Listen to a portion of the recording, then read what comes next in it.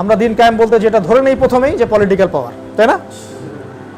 একটু ঠান্ডা মাথায় আমরা অনেস্টলি বলেন তো দেখি, যে এখন মনে করেন সবাই বললো ওরা যে ঠিক আছে আমরা সরে গেলাম, আদনান সাহেব আপনি এসে বসেন, আসেন পার্লামেন্টে এসে বসেন, চালান দেশ চালান।